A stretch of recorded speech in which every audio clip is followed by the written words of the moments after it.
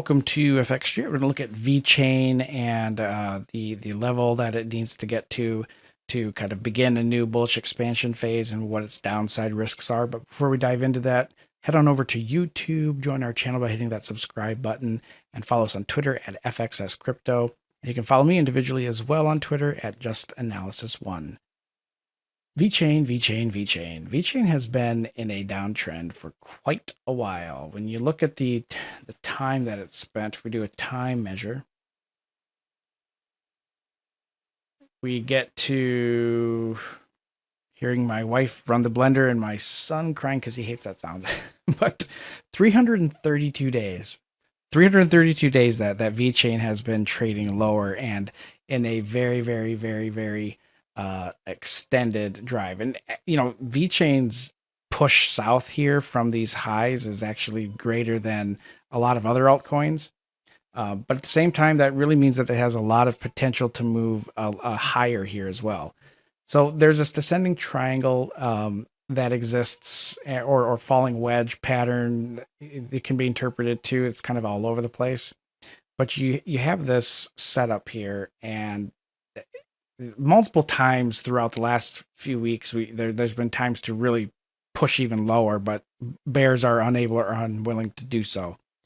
The important level that I'm looking at here for a long opportunity, this is just a hypothetical long opportunity, just for me, is looking at a buy stop at 5.5 cents, stop loss down at 4.5 cents, and the target is up at 10 cents even.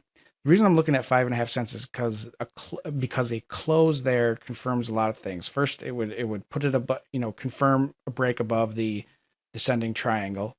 It would put it back inside, likely inside the cloud again, further reducing a lot of the downside risk. And it would put it above the second to last swing of that bearish triangle, and it would put it above the 2022 volume point of control. So 5.5 cents, a daily close at or above there. Very, very, very bullish in my opinion, and would likely extend its run up to 10 cents. But 10 cents is likely to get halted at, because that's where the 50% fib retracement is at. That's kind of in the lower portion of where the 2021 volume point of control is at, that high volume node. So you got that going on.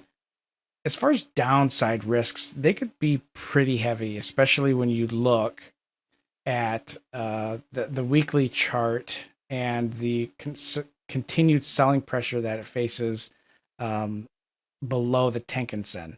I mean, a return to the 2021 lows in that 1.5 to 2 cent range is not outside the realm of possibility. It's something that you probably want to watch out for.